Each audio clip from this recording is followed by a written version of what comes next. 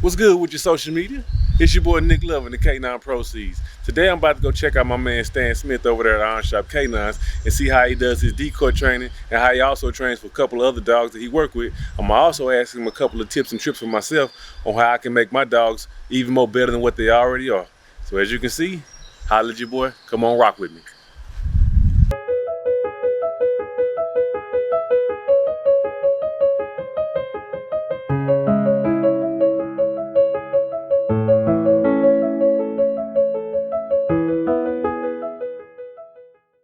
What's good with you, baby? Man, another day in the life. Can't complain too much. Understood. Introduce yourself to everybody. Let them know who you are, my man. Well, my name is Stan Smith. I'm a dog trainer at Iron Sharp K9. I've been training for about 6 years, and we do pet obedience to working dogs. So what dogs y'all usually work with? Is it a specific breed, or is it something that y'all just, every dog is a good dog? Every dog is a good dog in their own way. Let's say that. But we work with Chihuahuas, we work with Great Danes, and everything in between. So if you want to get your dog out here, we can bring the best out of your dog. It's not to say that every dog is going to be the creme de la creme, but we can get something out of your dog, and especially we're going to have a better relationship after working with us and your dog. Even though every dog's not a creme de la creme, what would we consider a good dog in your standards, for your eyes? I mean, it's going to be more for what the handler wants versus what I want, because what I want my dogs to do is going to be something completely different than what somebody else does. So a good dog to me is a dog that wants to work, whether it's working for food, whether it's working for a tug, or whether it's working for affection. So a good dog is going to be a dog that wants to do something for their owner. I found you on the street because I seen you walking one of your trained dogs at a bar, and it was sitting there. If I wanted to approach you safely, how can I approach you and ask you, how can I get my dog to do like that? The way I train my dogs, I wouldn't want you to come up and try to grab me and, get my attention or anything like that. Just let yourself be known. Hey, I got a question for you about dogs. You got a second?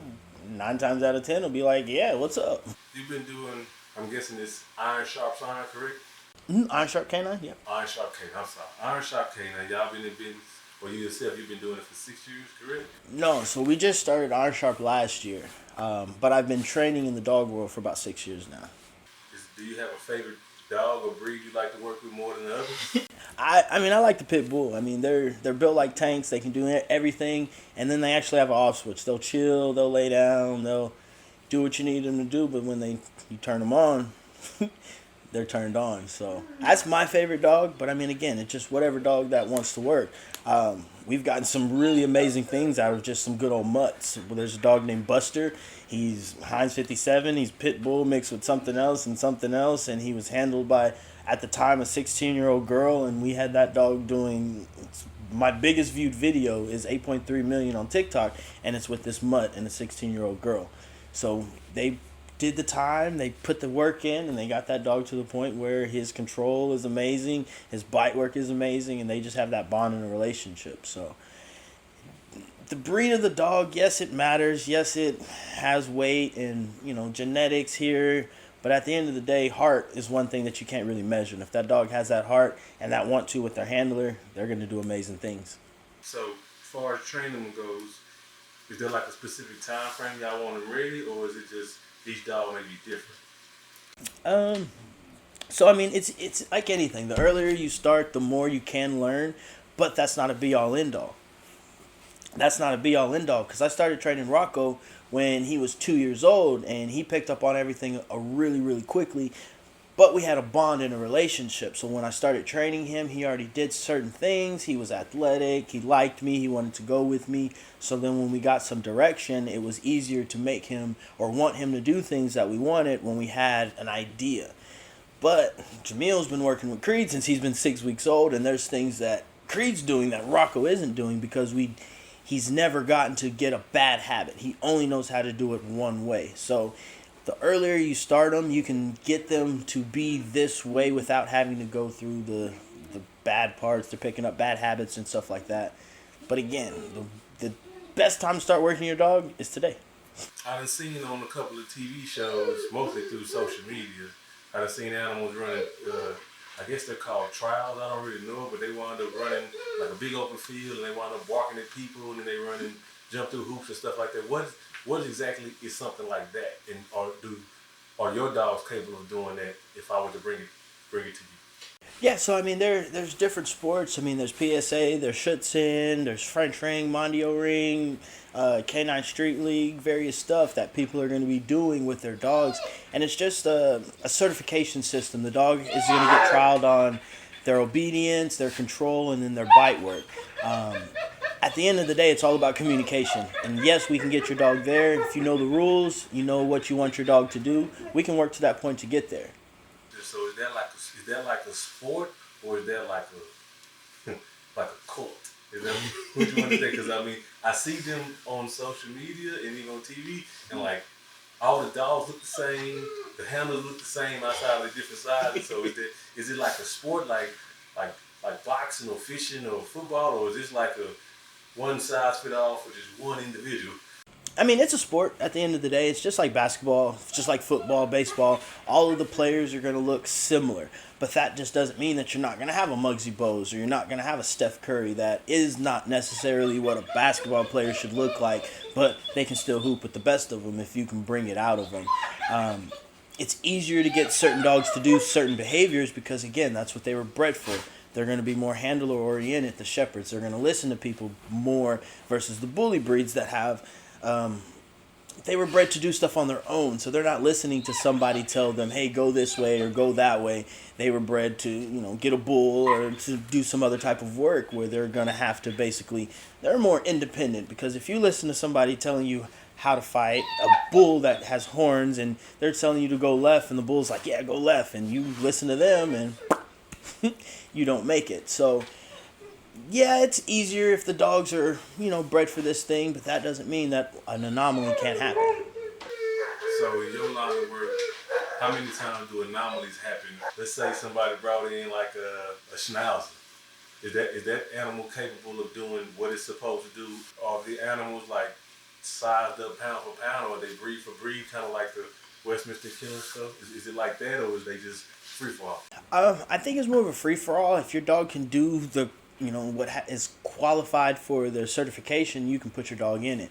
But it's going to be easier for a 60 to a 70 pound dog to jump through a window versus a 110, 150 pound Great Dane or anything like that. Because, it's just physics at that point. If they only have this much room to go through and the dog's this big, they're just not going to be able to fit. So, yes, it's easier to have the dogs that are designed for it, but you can do it without it. It's just going to be a little bit more fine-tuning and getting them more precise. So for what I understand, I'm just coming from a social media aspect, so forgive me for being green. I'm used to what I'm seeing online. I think it's like a PSA. That's mostly what the animals I actually first know, where they kind of travel in certain spots and they hop through fences and cars. For PSA, is there like levels to get to a certain height, and then if you get to that certain height, do you win like $1,000 prize or something like that? What is it so important about that, as far as what I'm able to see from online? So I'm still learning myself about it, but it's Protection Sports Association, and there's different levels. There's a PDC, which is an entry level. It's on leash. There's certain pressure that's put on a dog at this level, and then there's level 1, level 2, and a level 3.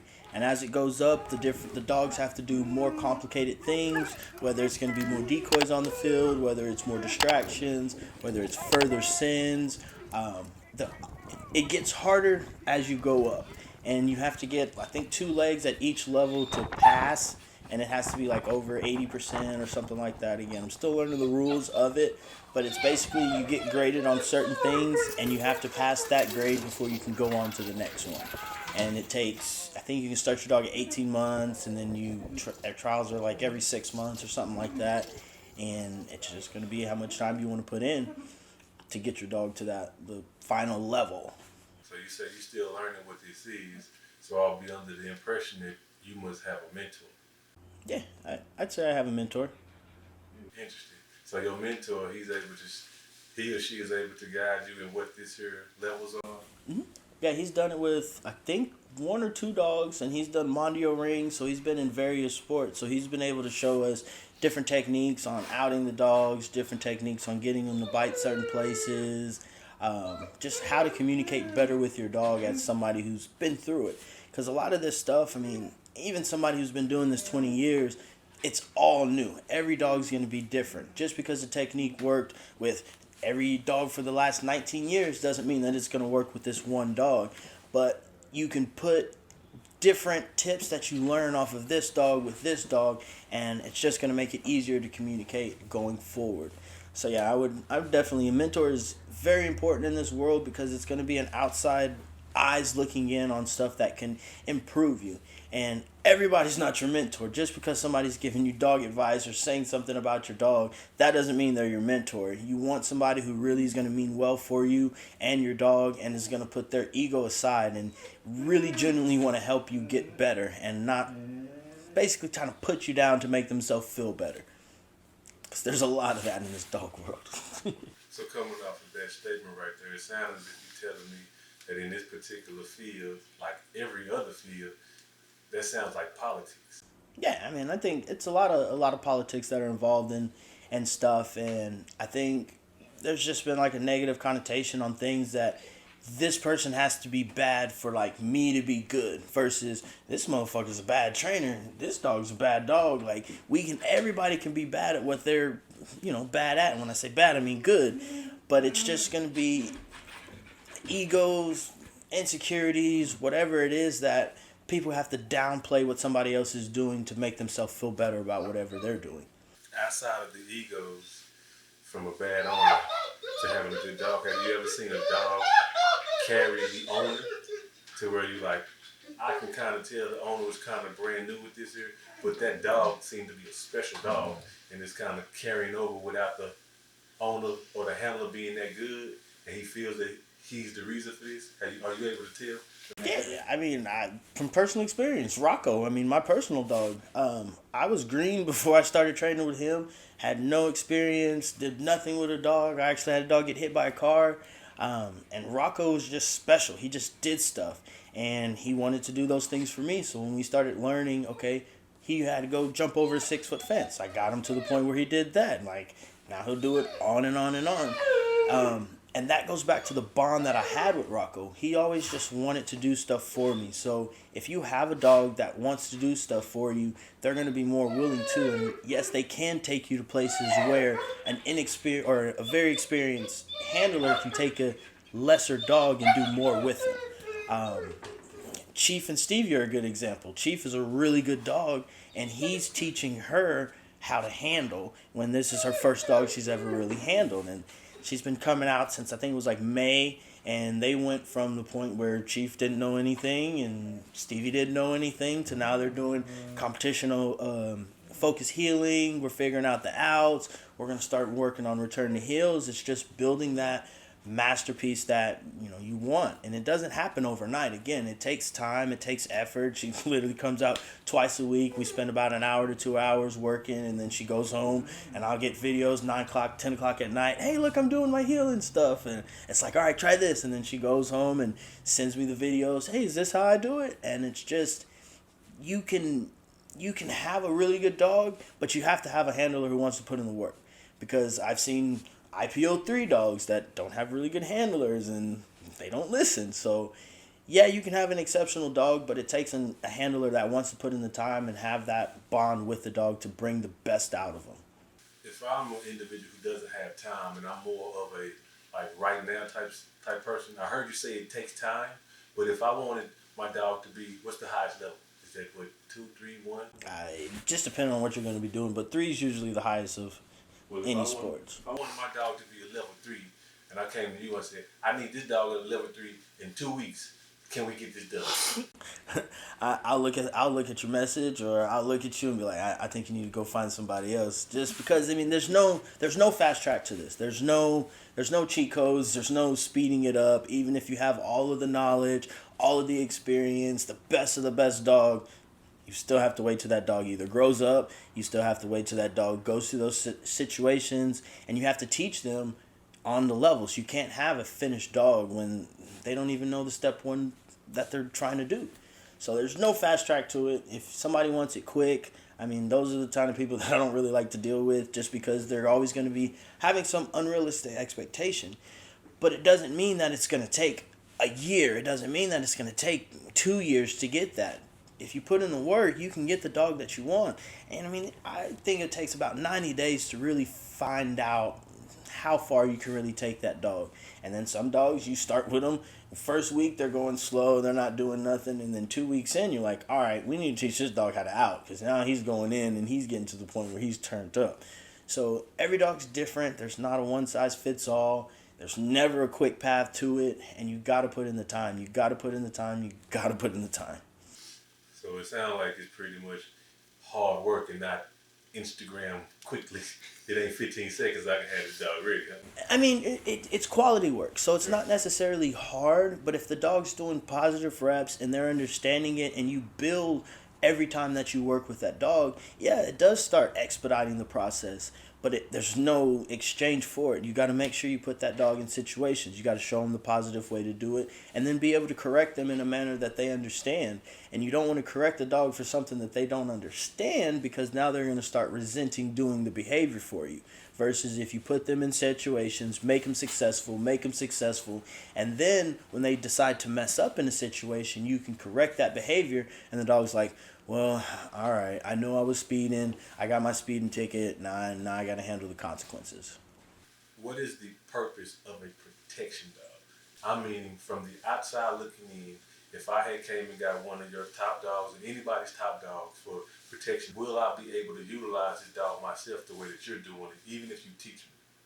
I mean, my personal dogs are not going to work for somebody else like they would for me, just because, again, it goes back to that bond and that relationship. But what we tell people that, if we train a dog for somebody, we say, hey, 2 weeks, don't ask nothing of this dog. Just buddy up, build a bond, build a relationship. And then once they trust you, once they understand that you're good for them, then you start asking them to, protect or be there for you. Because again, if I just meet somebody on the street, I may not risk myself for them like I would for somebody I've known for a good amount of time. So it's just the quality of the relationship that goes down to the end of the day. I mean, I've seen dogs that are, really, really high level, and they don't really like their handler, and they get an opportunity to run away or bite when they're not supposed to or whatever it is, and they take that opportunity when they can.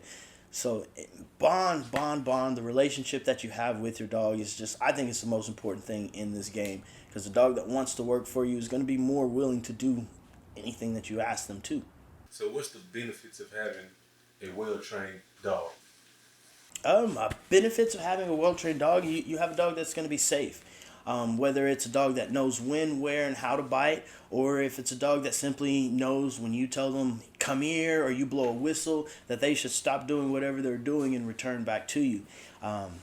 What got me into dog training is I had a dog get hit by a car, so I don't ever want that to happen again. And if my dog would have had a downstay, or if my dog would have had a recall before, I would have been able to call him back to me or stop his behavior and being able to go put him on a leash or grab his collar or whatever, and I'd still have my dog to that day. But he didn't have any obedience. He didn't have any training, so it was just kind of a free-for-all. And, when you're hoping, hope isn't very good, because you can hope for the best, but the worst kind of happens. If I was to have a well-obedient dog, would it be able to still be social with other animals if I wanted to take it to like a dog park, or is it more like a one, just a protection only? A great working dog, a great protection dog is going to be a dog you can take everywhere. Because again, if that dog has to stay in a crate, if that dog can't be in public with you, it can't do its job when it need be. So I don't necessarily want my dogs to just be like, oh my God, there's another dog, let me go play with them. But I need my dog to, if they're in a downstay and another dog walks by, they can acknowledge, but I told them to be in a downstay, so they should follow the instructions that were given versus going to do whatever they want to do. I don't allow my dogs to just have free play with other dogs. I have multiple dogs, so they interact with each other. My shepherd, she's really good social. I socialized her specifically for those things, so she's good with other dogs. But she lets them know when she's had enough as well. So I think it's just going to have a good temperament. It keeps your dog safe. You're able to go a lot more places with them, and you can do more things without having to be worried. Like, I don't want to be sitting somewhere and somebody walks behind me and my dog was like, oh, I got to defend you. And it's like, dude, he was just like scooching by. He wasn't even worried about us. So it's just it's a lot safer to have a dog that knows what they're supposed to be doing than a dog that doesn't know what they're supposed to be doing, because again, it's just going to keep them safer. Like, I got kids, I don't need my dogs being off the handle, biting everything that they want to do, but I need my dogs to know that if they need to do something, that, hey, go do something the best of your ability. So with me having a well-trained animal, I know there's no certainty with having a well-trained animal, but what would I do in like an accidental situation? I mean, that's where either your recall command or your negative reinforcement command is going to come in handy. So your no, your nines, your fooies, whatever you say to your dog to not do something, that's going to be really important. But they have to understand that when you give them that command, that it means something. A lot of people are telling their dog no, and then a lot of people are saying stuff to their dog, but there's no action behind it, so the dog starts understanding that it's just a warning. They don't have to really listen. They can pick and choose when they want to, and it's just going to be setting your dog up in so many different situations that you can think of and making them successful in those situations. So we'll have people come up and walk behind you. We'll have other dogs present. We'll try to set them up in anything that we can think is going to happen to show them the positive way and then correct them if they do act negatively in that. Because like you said, they are living, breathing, thinking. They have a mind for themselves. We can only try to influence their behavior as much as possible. For you being a trainer, what will be the difference between negative reinforcement and positive reinforcement as far as the time frame that it takes to get it done? There's not really like a time frame. Every dog is going to be different again. So I like to start with, if a dog wants to take something from me, and I want them to understand that there's good things that happen from me, and I want them to know how to get paid, and I want them to know when they're messing up. So when they do mess up, you can put the prong collar on, you can put the E's, the stems, whatever you're going to use to correct your dog.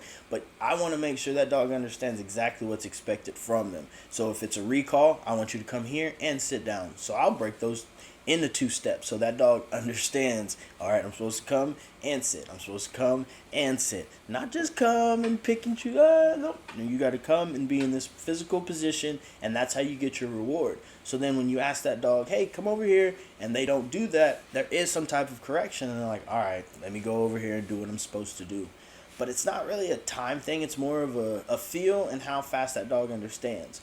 I've had dogs that I've had in a 2-week board and train, and I've had them for 11 and a half days, and they hadn't sat once for me. And then day 13, they're doing everything perfect. So it's just finding the relationship with the dog, and they'll start presenting that behaviors. And when they do, you just got to mark it, letting them know it's like Super Bowl Sunday. This is the greatest thing that you ever did. And then they're like, I can do it again. Is that still great? And you're like, yeah.